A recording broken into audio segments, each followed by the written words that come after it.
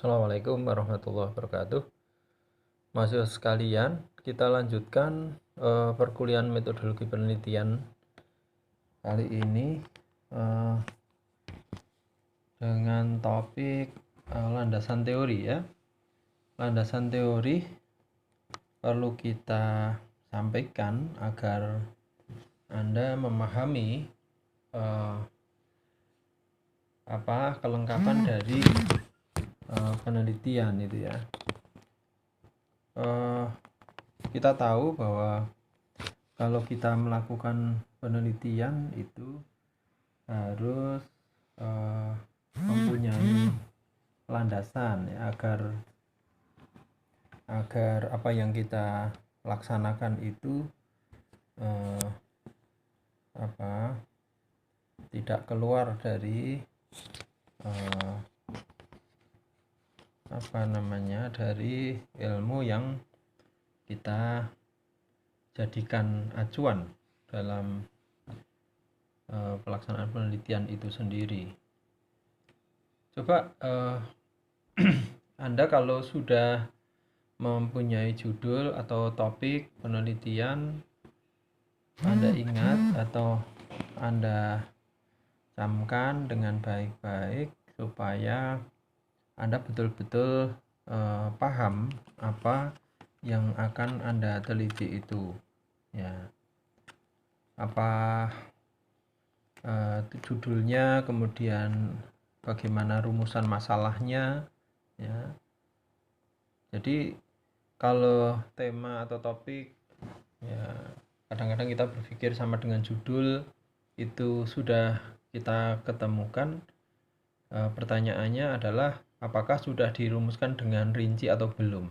Artinya ada rumusan masalah yang umum, ada yang khusus ya. Jika sudah, coba Anda kaji ada berapa variabel yang ada dalam rumusan judul penelitian Anda tersebut ya. Kemudian variabel apa saja yang akan dikaji lebih rinci lagi ya. Ya intinya adalah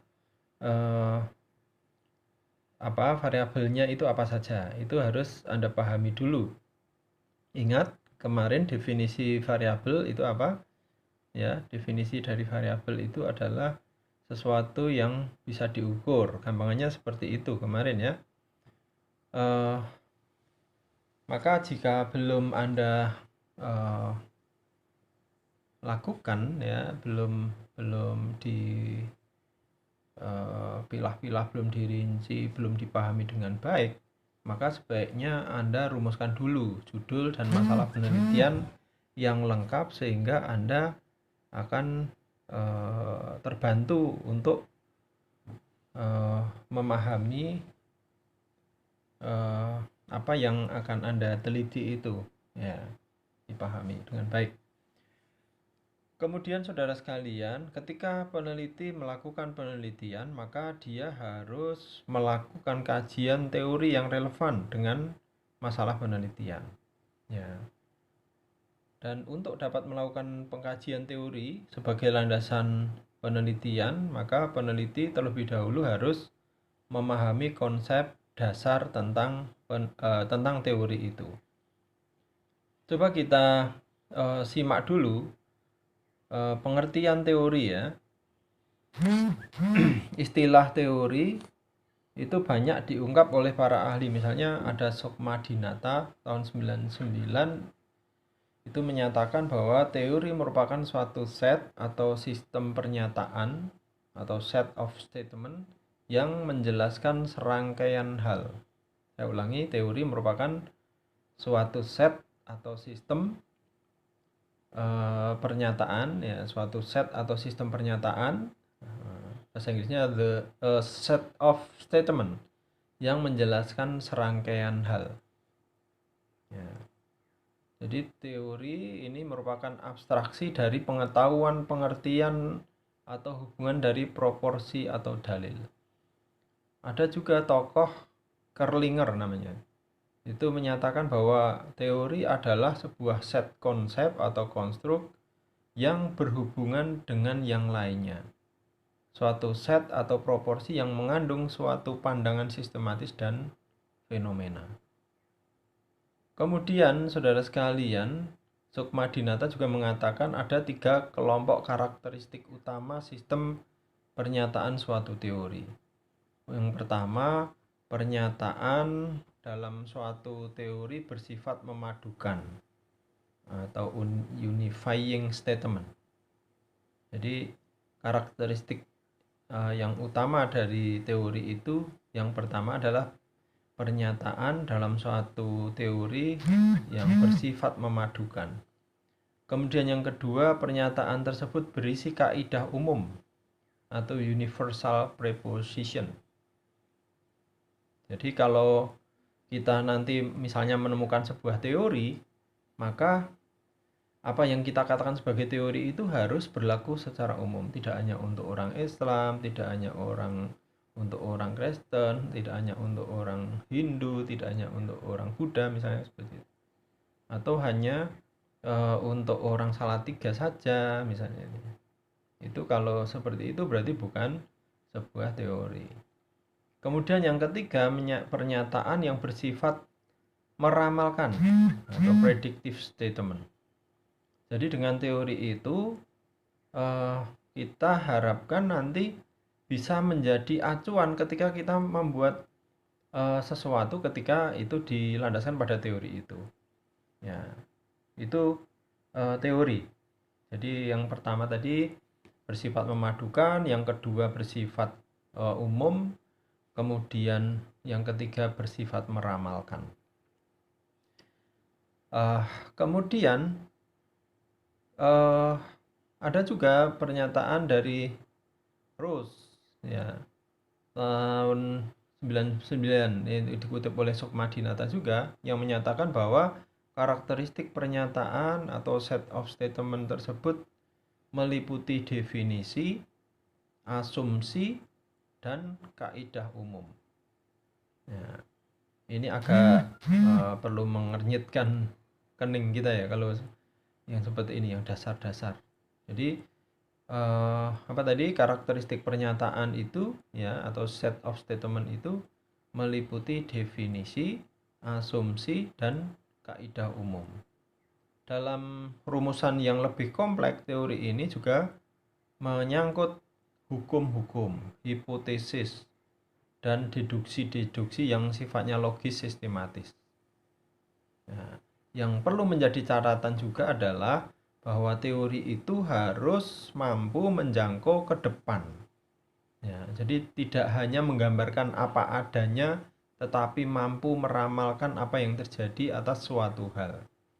Nah, ini teori. Maka kalau kita melakukan penelitian, kemudian sampai menyimpulkan sesuatu, maka itu diharapkan hasil-hasilnya itu bisa menjangkau ke masa-masa yang akan datang. Ya, kecuali kalau nanti dibantah lagi oleh penelitian berikutnya, nah itu berarti yang kita lakukan mungkin masih salah ya, karena mungkin perubahan waktu, zaman ya, tempat dan seterusnya itu. Kemudian ada teori berikutnya yang menemukan lagi ada sesuatu yang berbeda dari teori itu, teori kita gitu ya, misalnya seperti itu. Kemudian ada tokoh yang lain menyatakan, Nazir ya, menyatakan ada 3 hal yang perlu diperhatikan jika ingin mengenal teori. Nah, maka nanti kalau Anda mulai mengutip-ngutip teori di landasan teori itu ya, kita ingat ya, di proposal atau deskripsi Anda nanti itu harus mencantumkan landasan teori ini yang kita bahas saat ini, yang secara garis besar dipilah menjadi 2. Yang pertama kerangka teoritik, yang kedua telaah pustaka. Maka di kerangka teoritik itu, yang pertama kita mengharuskan mahasiswa untuk menyebut grand theory ya, teori dari variabel Y atau teori besar yang memayungi model yang kita bangun nanti itu. Maka di situ yang perlu Anda perhatikan adalah dalam mengenal teori ini sebuah teori atau bukan, itu kita lihat ciri-cirinya ya. Yang pertama, teori itu adalah sebuah set proposisi yang terdiri atas konstruk yang sudah didefinisikan secara luas ya, dan dengan hubungan unsur-unsur dalam set tersebut secara jelas pula. Jadi nanti kalau Anda membaca sebuah teori, maka di sana ada sebuah pernyataan-pernyataan ya, sebuah kalimat yang itu berupa apa? Bisa dikatakan asumsi-asumsi ya, berupa anggapan tentang sesuatu, dugaan sesuatu ya, atau berupa proposisi ya, proposisi yang itu nanti beberapa kata tersusun di situ kemudian membentuk sebuah pernyataan yang itu menjadi sebuah teori ya. Yang kedua, teori itu harusnya menjelaskan hubungan antar variabel atau antar konstruk, sehingga pandangan yang sistematis dari fenomena yang diterangkan oleh variabel dengan jelas akan kelihatan.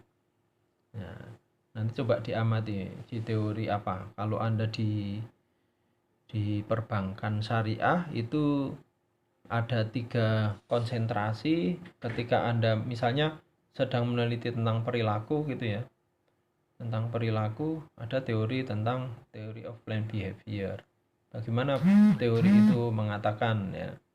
Kemudian Anda lihat ada pernyataan di situ tentang hubungan antar variabel di situ ya, atau antar konstruk.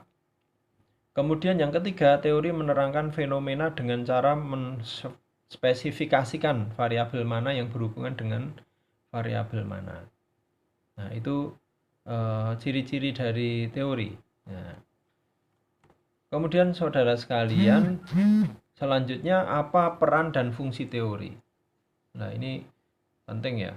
Kita tidak sekedar menyebutkan apa teori yang ada di landasan teori nanti yang kita uraikan, tapi kita pahami peran dan fungsi teori itu. Teori merupakan alat dari ilmu atau tool of science. Ya. Seorang ahli atau penulis buku menyatakan ya, namanya Nadir tahun 2005, itu menyatakan bahwa sebagai alat, jadi teori itu sebagai alat dari ilmu ya, sebagai alat dari ilmu, teori itu mempunyai peranan beberapa hal. Yang pertama, teori itu mendefinisikan orientasi utama dari ilmu dengan cara memberikan definisi terhadap jenis-jenis data yang akan dibuat abstraksinya. Jadi teori itu sebagai orientasi utama dari ilmu. Maka fungsi pertama dari teori adalah memberi batasan terhadap ilmu dengan cara memperkecil jangkauan dari fakta yang akan terjadi. Maka kalau kita lihat definisi namanya saja definisi ya saudara sekalian. Definisi itu kan definite, membatasi. Dari sekian banyak yang mungkin bisa diuraikan, itu perlu dibatasi. Nah, pengertian yang membatasi. Sehingga kita menjadi paham terhadap sesuatu. Karena banyak sekali ya fenomena di dunia ini yang kalau diuraikan itu panjang sekali. Ya, maka butuh adanya pembatasan. Ya, pembatasan, tapi dengan batasan itu mewakili dari semua fenomena yang ada di dunia yang kita tuju itu. Misalnya apa? Misalnya permainan bola kaki. Nah, itu dapat dipelajari dari berbagai aspek. Misalnya aspek fisiknya, aspek ekonominya, bahkan ya aspek ekonomi itu gimana, yang aspek penawaran dan permintaan untuk bola itu ya. Kemudian aspek kimia mungkin juga bisa, kemudian aspek sosiologi bahkan. Ya. dan banyak lagi. Ya. Maka dengan adanya teori, maka jenis fakta mana yang relevan dengan aspek tertentu dari fenomena itu dapat dicari atau ditentukan. Nah, itu tadi. Jadi gambarannya sangat luas. Kita bicara satu sepak bola saja ini, permainan bola kaki saja ini. Tapi ketika kita batasi itu menjadi lebih konkret ya, lebih bisa diukur nantinya gitu ya. Kemudian yang kedua, teori itu memberikan rencana konseptual. Ya, dengan rencana yang mana fenomena yang relevan itu akan sistematiskan. Ya, jadi tadinya itu berserakan, kemudian disusun sedemikian rupa menjadi sistematis. Kemudian diklarifikasikan, dipilah-pilah. Ya, mana yang unsur pelaku misalnya. Kemudian siapa, ini mana unsur objeknya, ya. Nah, dan seterusnya. Jadi dipilah-pilah, kemudian dihubung-hubungkan. Ya, itu apa? Ketika bicara tentang teori itu seperti itu. Kemudian yang ketiga, teori itu juga berfungsi memberikan ringkasan terhadap fakta dalam bentuk generalisasi empiris dan sistem generalisasi. Ya. Jadi teori lagi-lagi itu meringkaskan fakta. Ya, fakta misalnya tadi ya gambaran secara umum ya tentang sepak bola tadi. Kemudian teori itu juga akhirnya bisa meringkas hasil penelitian yang mungkin banyak sekali kalau diuraikan, kemudian diringkas secara secara baik, kemudian menjadi sebuah teori. Dan ini sebuah perjalanan yang panjang biasanya kita bisa menemukan sebuah teori itu. Ya. Kemudian fungsi yang lain, jadi ini memberi ringkasan itu, maksudnya dengan teori itu generalisasi terhadap hasil penelitian itu bisa menjadi mudah untuk dilakukan. Ya. Kemudian teori memadukan generalisasi satu sama lain secara empiris sehingga dapat diperoleh ringkasan hubungan antar generalisasi atau pernyataan. Jadi itu fungsi yang ketiga. Jadi fungsi yang pertama tadi mendefinisikan orientasi utama dari ilmu dengan memberikan definisi. Kemudian yang kedua, teori memberikan rencana konseptual. Yang ketiga, teori memberikan ringkasan terhadap fakta dalam bentuk generalisasi empiris dan sistem generalisasi. Kemudian yang keempat, teori itu berfungsi memberikan prediksi. Yang tadi awal kita sudah sampaikan, dengan teori itu bisa memberikan prediksi terhadap fakta. Ya, misalnya sekarang terjadi pandemi. Kalau teorinya tentang teori tentang hal-hal yang terkait dengan pandemi ini sudah matang, mungkin sudah bisa diduga oleh para ahli, dan mungkin ya sudah diduga itu. Kadang-kadang kalau kita baca sebuah artikel tentang di koran misalnya, itu ada dugaan nanti siklus atau apa ya istilahnya, yang berulang, siklus berulang. Pada berapa tahun sekali akan terjadi seperti ini. Ada berapa tahun sekali terjadi seperti itu. Nah, cuma kalau teorinya itu bagus, ya itu semakin mendekati kenyataan. Ya. Tapi karena mungkin belum bagus, maka misalnya pakar-pakar gempa misalnya itu akan bisa memprediksikan, oh ini sebentar lagi akan terjadi tsunami. Ya. Tapi kalau kurang bagus, ya baru ketika terjadi baru dipelajari. Ya kadang-kadang seperti itu ya, kita ketika terjadi sesuatu itu baru kita berpikir, baru belajar, oh ini ternyata siklusnya sekian tahun, padahal itu diomongkan setelah terjadi peristiwanya. Yang kelima, teori memperjelas celah-celah dalam pengetahuan kita.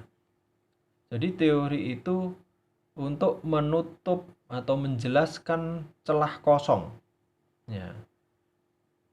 Ya, karena apa? Karena meringkaskan fakta sekarang dan memprediksi fakta yang akan datang yang belum diamati oleh eh, para pakar sebelumnya, maka teori itu dapat memberikan petunjuk yang memperjelas daerah mana dalam khasanah ilmu pengetahuan itu yang belum dieksplorasi.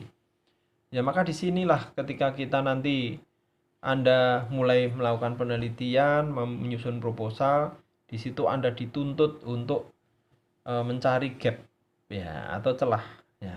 Gap riset itu berarti ketika kita mengkaji hasil-hasil penelitian sebelumnya itu kok masih ditemukan hasil-hasil penelitian yang saling bertolak belakang. Nah, disitulah nanti. Itulah di situ tugas kita itu untuk memperjelas. Nah, ya kalau di sini ada uraian tentang teori menyatakan bahwa terdapat hubungan terbalik antara pendapatan dan fertilitas. Maka teori itu menunjukkan celah mana saja di mana hubungan tersebut berlaku secara umum, ataukah teori tersebut berlaku hanya pada kelompok pendapatan tertentu. Ya. Nah, ini tantangan ya dalam penelitian. Ya, hubungan antara pendapatan dan fertilitas. Ya, tapi bukan bidang Anda nih ya, kalau yang perbankan syariah. Ataukah teori ya jadi itu berlaku secara umum atau secara khusus ya. Kemudian adanya teori kriminalitas yang dirumuskan berdasarkan pengamatan terhadap perilaku kelas bawah. Itu telah memperjelas celah bahwa kini dipertanyakan apakah teori tersebut juga berlaku untuk kriminalitas yang terjadi pada anak-anak golongan atas. Ya.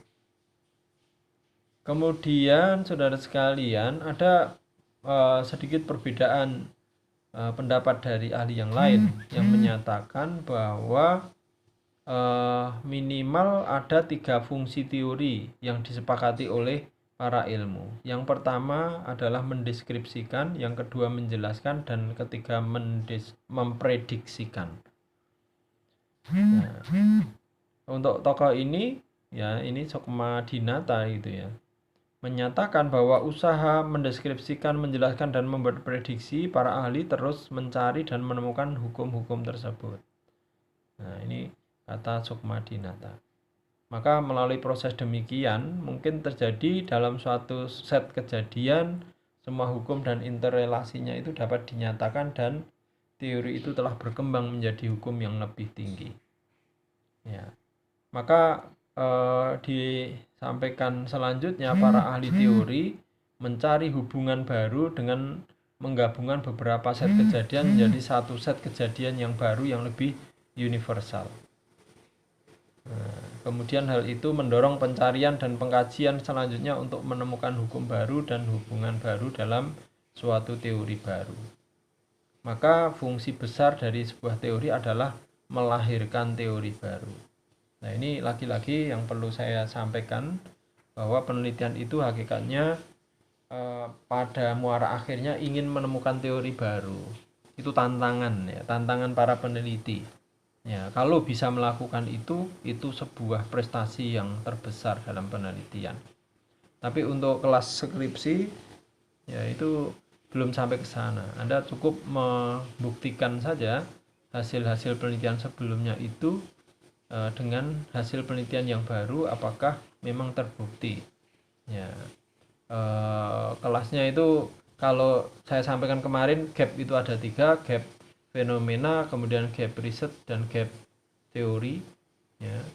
Maka Anda itu cukup sampai gap fenomena dan gap riset. Hasil-hasil penelitian yang sebelumnya itu saling bertolak belakang.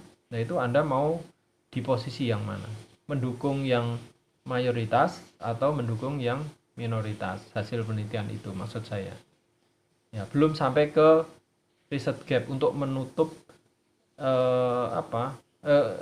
riset bukan riset gap, teori gap ya, teori gap belum sampai untuk menemukan teori baru ya. Teorinya bertolak belakang, kemudian Anda memposisikan menjadi penemu teori yang ketiga, itu bukan sampai ke situ Ya, belum sampai ke situ.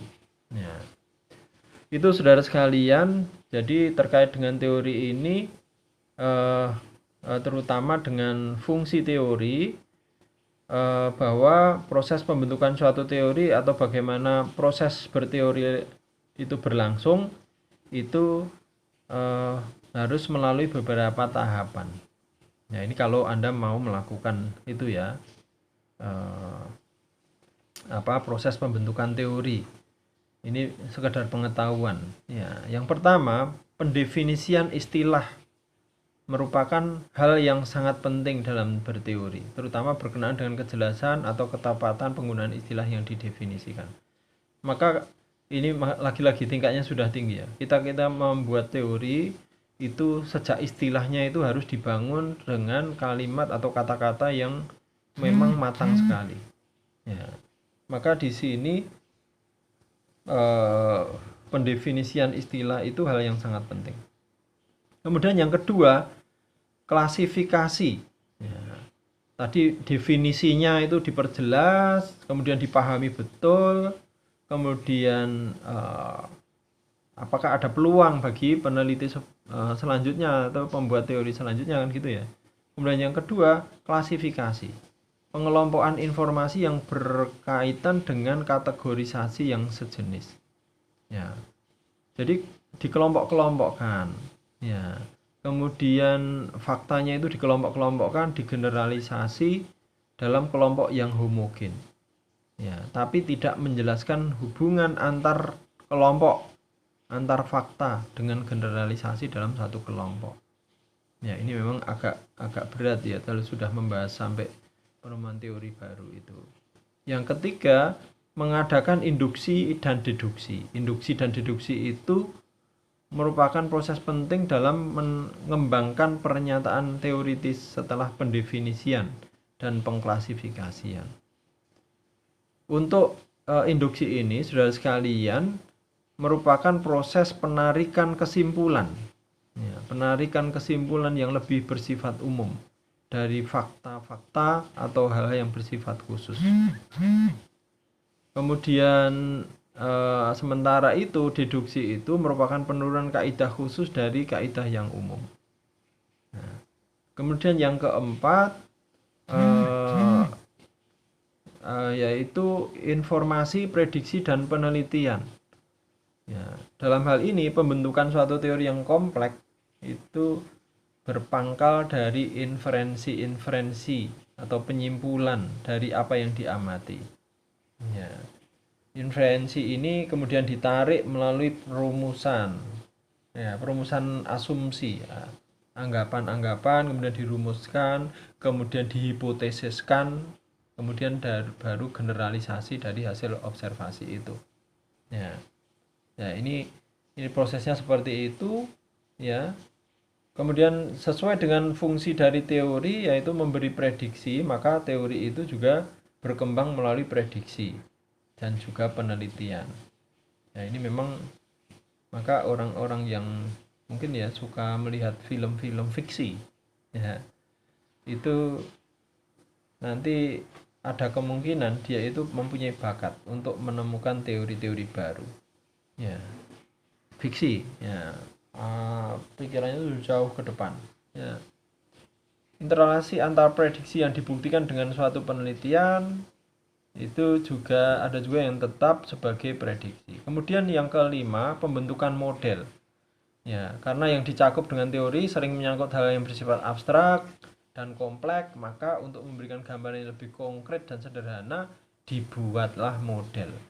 Ya, nanti ada gambaran-gambaran yang kalau kita diskusi secara langsung, kita mau membangun model penelitian yang kita bangun bagaimana, itulah gambarnya seperti itu.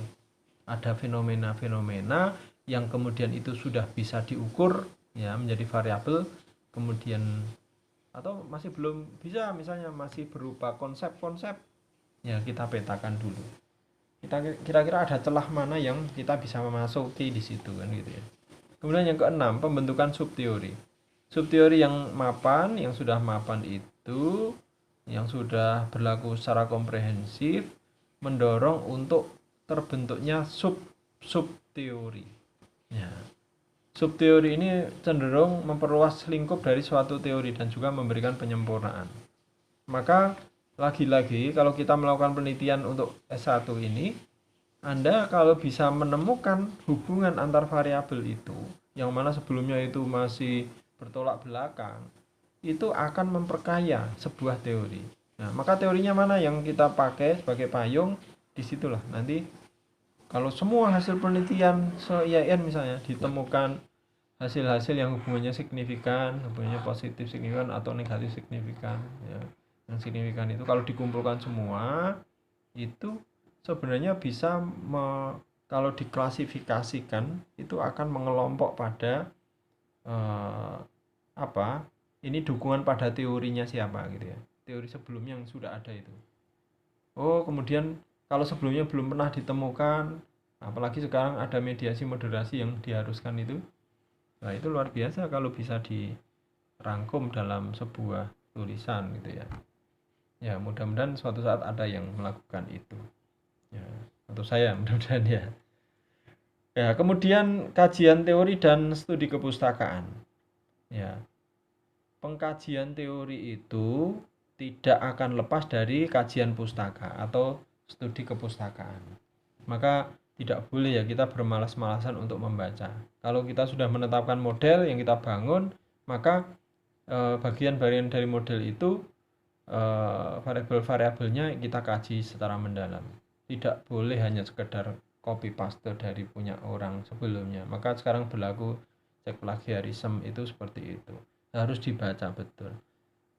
Ya, dan akan lebih baik lagi Anda merubah kalimat yang sebelumnya itu ditulis para penulis sebelumnya, kalimatnya berbeda. Nah, itu hakikatnya seperti itu harapannya ya.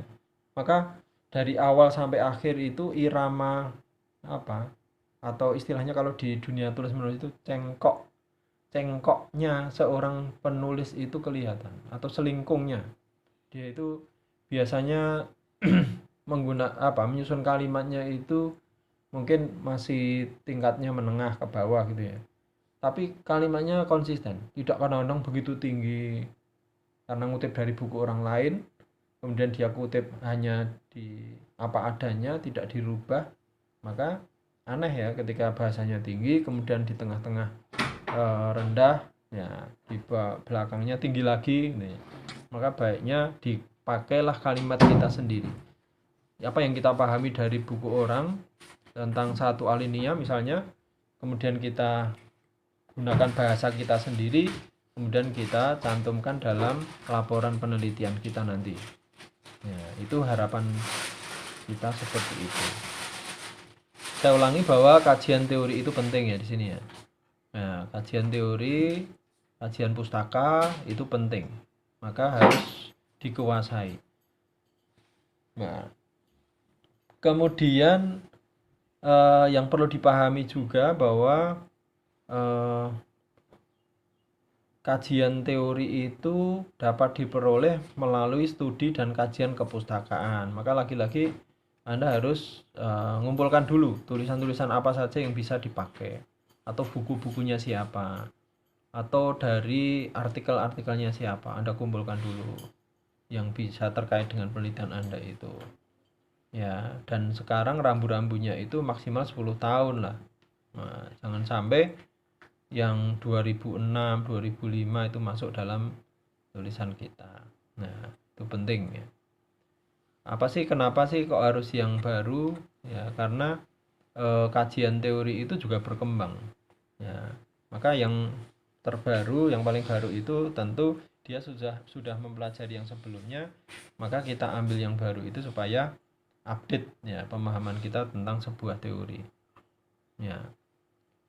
Kemudian studi kepustakaan atau literatur itu selain mencari sumber data sekunder yang akan mendukung penelitian, itu juga diperlukan untuk mengetahui sampai sejauh mana ilmu itu berhubungan dengan penelitian yang telah berkembang, sampai kemana terdapat kesimpulan atau generalisasi yang pernah dibuat sehingga situasi yang diperlukan itu bisa diketahui.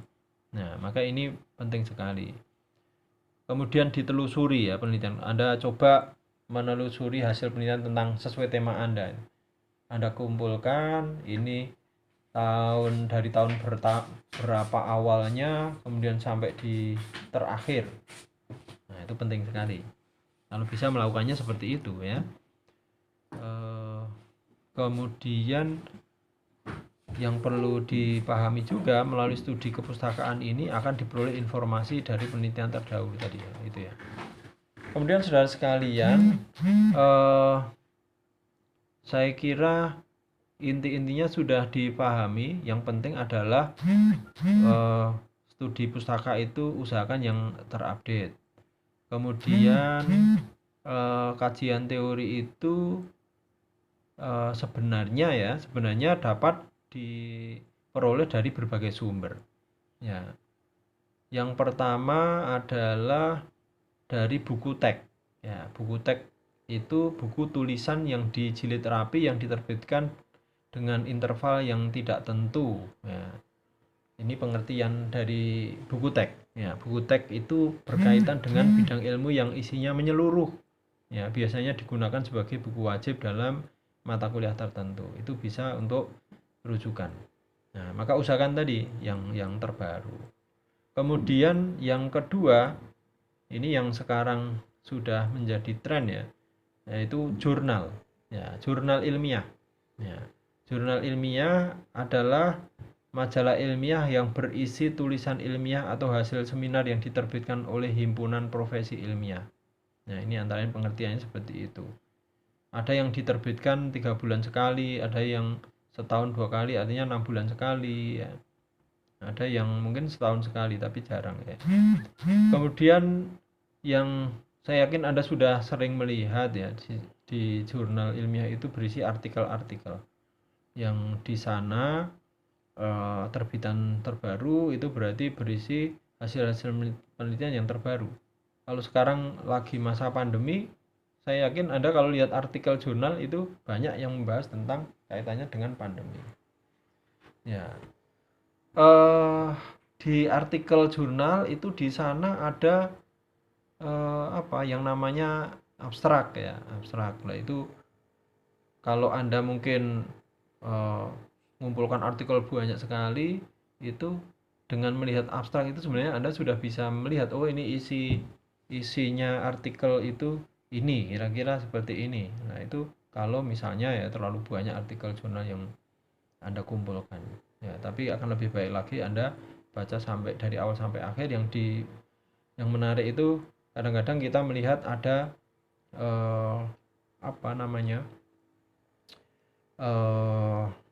sebuah rekomendasi ya. Di jurnal itu kadang-kadang disampaikan rekomendasi. Nah, setelah peneliti itu menguraikan hasil-hasil penelitiannya, kemudian menyimpulkan, itu ada rekomendasi untuk peneliti selanjutnya. Nah, itulah peluang untuk Anda itu. Silahkan aja lihat ya. Kemudian yang bisa juga dipakai itu ini agak jarang ini ya, periodical. Nah, itu majalah ilmiah yang diterbitkan secara berkala. Ya, hampir sama ya. Tapi ini oleh lembaga pemerintah atau swasta yang berisi hasil penelitian yang dikerjakan. Ya, ini biasanya dikeluarkan oleh perguruan tinggi. Ya. Kemudian yearbook, ya, buku mengenai fakta atau statistik setahun yang diterbitkan setiap tahun oleh lembaga pemerintah atau swasta yang diterbitkan setiap tahun. Nah, ini data sekunder yang Anda butuhkan, barangkali itu Anda bisa merujuk ke sana. Ya. Kemudian buletin, ya. Buletin itu tulisan ilmiah yang pendek yang diterbitkan